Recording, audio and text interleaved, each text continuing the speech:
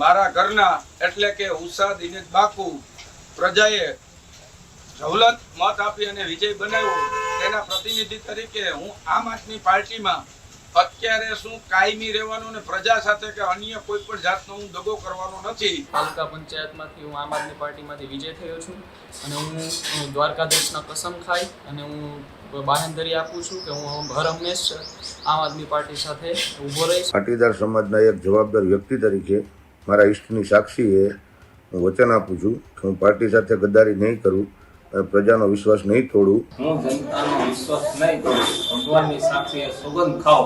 તાલુકામાંથી છૂટાણો છે, હું ખોટું કરી નહીં કાંઈ. મારા કુલદેવના નામ કોઈ વસ્તુની હું ભેગો જ રહેવાનો. મંડોણા અને આકોલવાડી બેઠકના વિજેતા ઉમેદવારોએ પક્ષ ન છોડવાના શપથ લીધા છે.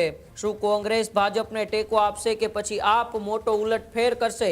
આમ આદમી પાર્ટી 7 સભ્યો તો ભારતીય જનતા પાર્ટી 9 અને કોંગ્રેસના 2 સભ્યો વિજેતા થતા હવે કોની બોડી બેસશે તેમની સામે અનેક સવાલો થઈ રહ્યા છે. આખો વિડીયો જોતા પહેલા હજુ પણ અમારી ચેનલને સબસ્ક્રાઇબ નથી કરી તો યુટ્યુબ પર સબસ્ક્રાઇબ કરો અને ફેસબુક અને ઇન્સ્ટાગ્રામ પર ફોલો કરો.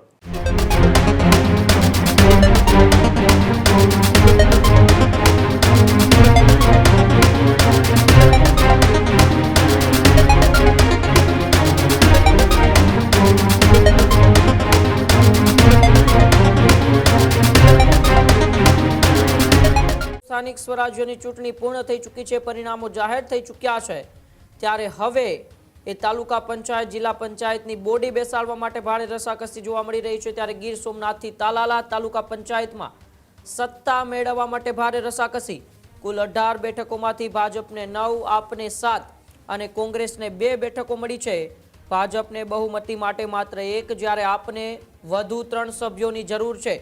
મંડોણા અને આકોલવાડી બેઠકના વિજેતા ઉમેદવારોએ પક્ષ ન છોડવાના શપથ લીધા છે. ખોડિયાર માતાજીના મંદિરે ઉમેદવારોએ કસમ ખાઈને સંગઠિત રહેવાનો નિર્ધાર લીધો છે. માત્ર 2 બેઠકો ધરાવતી કોંગ્રેસ હવે તાલાલામાં સત્તાનું ભાવિ નક્કી કરશે. શું કોંગ્રેસ ભાજપને ટેકો આપશે કે પછી આપ મોટો ઉલટફેર કરશે તેમની સામે પણ સૌ કોઈની નજર છે. ત્યારે પંચાયતમાં પ્રમુખની ખુરશી મેળવવા ત્રણેય પક્ષોનું એડી ચોટીનું જોર અત્યારે જોવા મળી રહ્યું છે. ત્યારે તાલાળાની અંદર પણ એ પરિસ્થિતિ જે ઊભી થઈ છે, આમ આદમી પાર્ટીએ 7 સભ્યો તો ભારતીય જનતા પાર્ટી 9 અને કોંગ્રેસના 2 સભ્યો વિજેતા થતા હવે કોની બોડી બેસશે તેમની સામે અનેક સવાલો થઈ રહ્યા છે. પ્રવીણ રામ યુવા નેતા આમ આદમી પાર્ટીના, તેઓનું એ મજબૂત નેતૃત્વના નીચે આમ આદમી પાર્ટીનું સારું એવું પ્રદર્શન જોવા મળ્યું. 7 જેટલી સીટો આવી, પરંતુ હવે એ રસાકસી જોવા મળી રહી છે. કારણ કે ગઈકાલે જુનાગઢ તાલુકા પંચાયતની જેવી સ્થિતિ છે જ્યાં 9 સીટો ઉપર ટાઈ થઈ છે. ત્યારે ગોપાલ ઇટાલિયાએ પરબધામ ખાતે ઉમેદવારોને શપથ લેવડાવ્યા હતા. ત્યારે વધુ 2 ઉમેદવારોએ એ ખોડિયાર માતાજીના મંદિરે શપથ લીધા છે, સમ ખાધા છે કે અમે એક સંગઠિત રહેશું. ત્યારે આવો એ બંને ઉમેદવારોને સાંભળીએ તે શું કર્યા છે. નમસ્કાર મિત્રો, હું ચિત્રાવણ તાલુકા પંચાયત સીટ ઉપર મારા ઘરના એટલે કે ઉષા દિનેશ બાકુ પ્રજાએ જવલંત મત આપી અને વિજય બનાવ્યો તેના પ્રતિનિધિ તરીકે હું આમ આદમી પાર્ટીમાં અત્યારે શું કાયમી રહેવાનો અને પ્રજા સાથે કે અન્ય કોઈ પણ જાતનો હું દગો કરવાનો નથી. જેથી હું ભગવાન શ્રી કૃષ્ણ ઈષ્ટદેવના સોગંદ ખાઈને કહું છું કે ગમે તેવી લાલચ આવે ને આવી છે ઓફર ભારતીય જનતા પાર્ટીમાંથી કે પ્રમુખ તમે, મારે પ્રમુખ બનવું નથી. હું આમ આદમી પાર્ટીનો સૈનિક છું ને સૈનિક રહેવાનું. જય દ્વારકાધીશ, જય સોમનાથ. હું મયુર રામ આ ખુશિયા તાલુકા પંચાયતમાંથી હું આમ આદમી પાર્ટીમાંથી વિજય થયો છું અને હું દ્વારકાધીશના કસમ ખાઈ અને હું બાહેંધરી આપું છું કે હું હર હંમેશ આમ આદમી પાર્ટી સાથે ઊભો રહીશ અને લોકોનો વિશ્વાસ જે મારા ઉપર છે એના પર હું ટકી રહીશ. હું જસ્મીન પટેલ આંબળસ બેઠક ઉપરથી આમ આદમી પાર્ટીમાંથી વિજેતા થયેલ છું.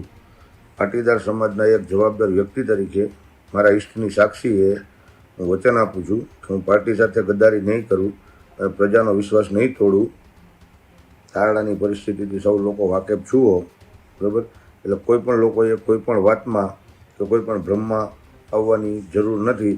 અમે બધા એક જ છીએ અને એક જ રહેવાના, આવો હું વિશ્વાસ આપું છું. મારું નામ છે મુતુભાઈ કનકભાઈ શિયાળ. ધાવા જસા પુરસાદ આમ આદમી પાર્ટીથી વિજય થયો. હું જનતાનો વિશ્વાસ નહીં કરું. ભગવાનની સાક્ષીએ સોગંદ ખાઓ કે પૂરી ઈમાનદારીથી આમ આદમી પાર્ટીનો સાથ ક્યારેય નહીં છોડું. હું ગોરવાઈથી આવું છું, કોળી સમાજના તાલુકામાંથી સૂચાણો છે. હું ખોટું કરી નહીં કાંઈ, મારા કુળદેવના હામ કોઈ વસ્તુ નહીં. હું ભેગો ભેગો જ રહેવાનું, ગમે એમ થઈ જાય તોય. કોઈ વસ્તુ મારી માટે વિશ્વાસઘાત કરતા નહીં, ગમે એમ ભલે થઈ જાય. કોઈ હું પૈસા લાલચમાં કોઈ વસ્તુમાં હું નહીં જાઉં. આ જ પ્રકારની તમામ અપડેટ જોવા માટે ન્યૂઝરૂમ ગુજરાતને લાઇક, શેર અને સબસ્ક્રાઇબ કરવાનું ભૂલતા નહીં.